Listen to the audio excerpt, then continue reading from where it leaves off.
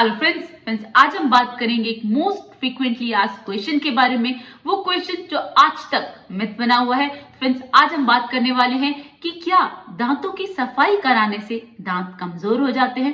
तो फ्रेंड्स, ये क्वेश्चन आज भी एक मिथ की तरह बहुत सारे लोगों के मन में बसा हुआ है।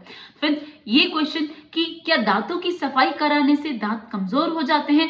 फ्रेंड्स, आज इस वीडियो में मैं इस क्वेश्चन का आंसर करूंगी। आज आपको बताऊंगी कि क्या वाकई में दांतों की सफाई कराने से दांत कमजोर हो जाते हैं, इसके पीछे की सच्चाई क्या है, किन स्टेजेस पे हमें दांतों की सफाई करानी चाहिए और किन स्टेजेस पे सिर्फ दांतों की सफाई पायरिया का इलाज नहीं है। तो फ्रेंड्स, आज का वीडियो बहुत इंपॉर्टेंट होने वाला है, लास्ट तक बने रहिएगा। चैनल को सब्सक्राइब नहीं किया तो प्लीज कर लीजिएगा। Let me start. Hello friends, I am doctor Pratibha, oral implantologist, laser specialist and periodontist. Friends, मैं इंपीरियल डेंटल गुरुग्राम इंडिया की फाउंडर और हेड सर्जन हूँ और आज हम बात करने वाले हैं कि क्या वाकई में दांतों की सफाई कराने से दांत कमजोर हो जाते हैं।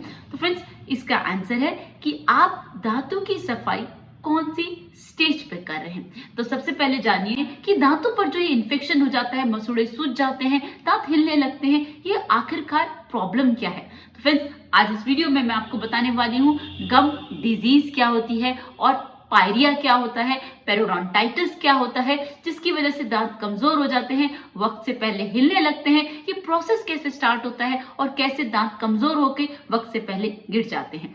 तो फ्रेंड्स, सबसे पहले जानिए कि गम डिजीज होती क्या है। तो फ्रेंड्स, एक इन्फेक्शन होता है हमारे टूथ सरफेस पे जो हर 12 घंटे में बनता है। उस इन्फेक्शन को कहा जाता है प्लाक। प्लाक एक स्लाइमी लेयर होती है जो बनती है हमारे फूड पार्टिकल के रेमिनेंट से। जो हम खाना खाते हैं उसकी कुछ लेयर अगर बच जाती है, मुंह में सलाइवा ऑलरेडी रहता है और बैक्टीरिया भी, जब ये तीनों मिल जाते हैं तो एक स्लाइमी सी लेयर दांतों पर जमना चालू हो जाती है। तो फ्रेंड्स, अगर ये लेयर रिमूव नहीं होती है हर 12 घंटे के अंदर तो ये परमानेंट होती चली जाती है, ये हार्ड होती चली जाती है। उस हार्ड लेयर को कहा जाता है calculus. Friends, calculus is as hard as rock और वो नॉर्मल टूथब्रश से रिमूव नहीं होता।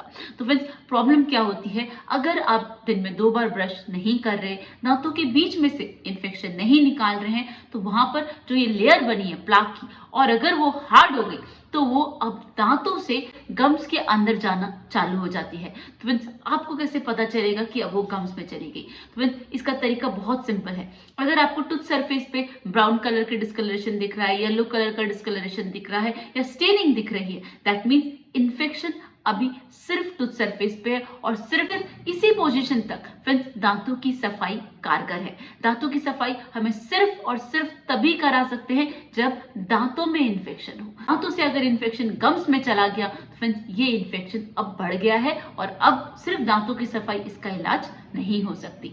तो फ्रेंड्स, अगर दांतों से इन्फेक्शन गम्स में चला जाएगा तो आपको कुछ मेजर साइन एंड सिम्टम्स दिखेंगे। उसमें सबसे पहला सिम्टम होगा कि जो आपके पहले पिंक कलर के गम्स थे अब वो रेड कलर के दिखेंगे। जो गम्स पहले टूथ सरफेस को एकदम टाइटली होल्ड करते थे, कोई स्पेस नहीं था, अब वहां पे स्वेलिंग हो जाएगी, स्पेस बन जाएगा। आप देखेंगे दांत और गम्स के बीच में कोई हार्ड सब्सटेंस फंसा हुआ है।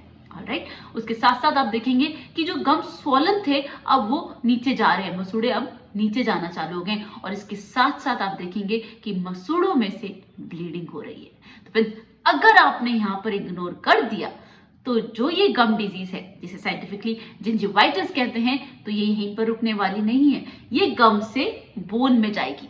तो बहुत सारे लोग अगर ये सोच रहे हैं कि गम डिजीज का इलाज दांतों की सफाई है, तो फ्रेंड्स ऐसा कुछ नहीं है।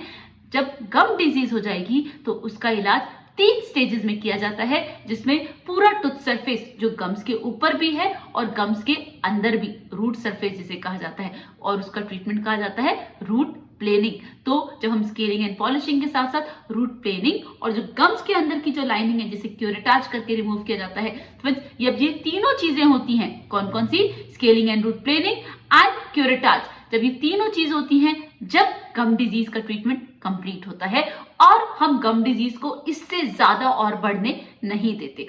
तो अगर आप सोच रहे हैं कि दांतों की सफाई करा ली और मसूड़ों का इलाज हो जाएगा, ऐसा नहीं होगा। और जो आपका ये कहना है कि दांतों की सफाई करने से हमारे दांत कमजोर हो गए, तो फ्रेंड्स वो ऐसा इसलिए है कि अगर जो ऊपर से अगर आपने कैलकुलस को रिमूव कर दिया है, तो जो कैलकुलस था जैसे मैंने बताया था वो पत्थर की तरह बहुत हार्ड है, तो उसने दांत को बहुत टाइटली होल्ड किया हुआ था और वो अंदर ही अंदर के दांतों के चारों तरफ जो बोन है वो उसको गला रहा था। तो जैसे ही वो इन्फेक्शन हट गया तो अब आपको लग रहा है कि दांतों का कोई सपोर्ट नहीं है और हमारे दांत कमजोर हो गए। तो फ्रेंड्स अब मैं आपको बताऊंगी कि दांत कमजोर कौन सी स्टेज पर होते हैं। तो फ्रेंड्स अगर गम से इन्फेक्शन बोन पर चला जाता है तो उसे पायरिया और पेरोडोंटाइटिस कहते हैं। पेरोडोंटाइटिस मतलब दांतों की चारों तरफ जो जो टिश्यूज थे like gums, bone, ligament, cementum, ये सारे जब इन्फेक्ट हो जाते हैं तब पायरिया होता है, जिसे साइंटिफिकली पेरोडोंटाइटिस कहा जाता है। उसमें अंदर ही अंदर दांतों की चारों तरफ जो हड्डी होती है वो गल रही होती है। तो फ्रेंड्स ये वो रीजन है कि पायरिया की वजह से दांत कमजोर होते हैं, दांत वक्त से पहले हिलने लगते हैं और गिर जाते हैं। फ्रेंड्स अगर पायरिया का इलाज नहीं करा तो फ्रेंड्स वो दांत आपके कभी भी निकल सकते हैं। तो बहुत सारे पेशेंट ऐसे हैं जो पायरिया का इलाज सिर्फ दांतों की सफाई समझ रहे हैं। तो वो दांतों की सफाई सिर्फ और सिर्फ आपके दांतों को चमकाएगी, लेकिन मसूड़ों से और बोन से इन्फेक्शन नहीं हटाएगी। तो आपके ऊपर से तो दांत चमके हुए दिखेंगे, लेकिन अंदर ही अंदर, गम्स के अंदर ही अंदर इन्फेक्शन बढ़ता जाएगा, हड्डी गलती जाएगी और वक्त से पहले दांत निकल जाएंगे, गिर जाएंगे। ऑलराइट, तो फ्रेंड्स जो पायरिया का इलाज होता है उसे कहा जाता है फ्लैप सर्जरी, जिसमें गम्स में से, बोन में से और पूरे टूथ सरफेस और उसकी रूट में से 100% इन्फेक्शन डिब्राइड किया जाता है, रिमूव किया जाता है। उसके बाद जो जो हार्ड टिश्यू लॉस हुआ है, जो जो बोन लॉस हुआ है और जो जो सॉफ्ट टिश्यू लॉस हुआ है, जो गम लॉस हुआ है, उसको रीजनरेट किया जाता है और जो दांत हिल रहे होते हैं उन्हें स्प्लिंटिंग के थ्रू फिक्स किया जाता है, जिससे कि आपके जो फूंक से हिलते हुए दांत भी हैं वो भी फर्म हो जाते हैं और आपको एकदम नई लाइफ मिल जाती है। तो फ्रेंड्स अगर आप ऐसा सोच रहे हैं कि दांतों की सफाई से पायरिया का इलाज होगा, ऐसा बिल्कुल नहीं है। और यस, अगर आप ऐसा बोलेंगे कि दांतों की सफाई से हमारे दांत कमजोर हो गए, तो वो इसीलिए क्योंकि इन्फेक्शन दांतों में नहीं था, गम्स के अंदर और बोन के अंदर था। तो अभी जैसे ऊपर ऊपर का इन्फेक्शन हट गया तो आपको ऐसा लग रहा है कि दांत कमजोर हो गए।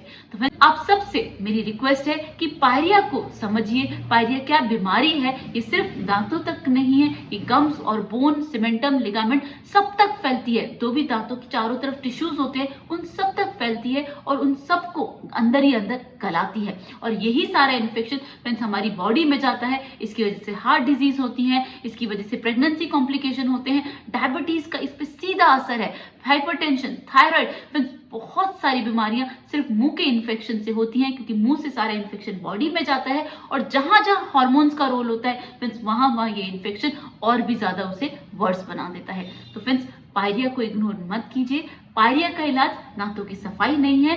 दांतों की सफाई हम सिर्फ तभी करेंगे जब इन्फेक्शन दांतों तक है, टूथ सरफेस तक है। लेकिन अगर इन्फेक्शन टूथ सरफेस से गम्स और गम्स से बोन पर जाता है तो फ्रेंड्स उसका इलाज डिफरेंट है, जो मैंने आपको ऑलरेडी बता दिया। तो फ्रेंड्स ये सही तरीका है अपने गम्स और बोन डिजीज को प्रिवेंट करने का, पायरिया के सही इलाज का।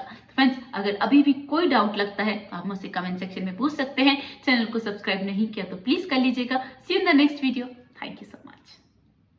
Don't forget to flaunt your beautiful smile, and that makes you so beautiful.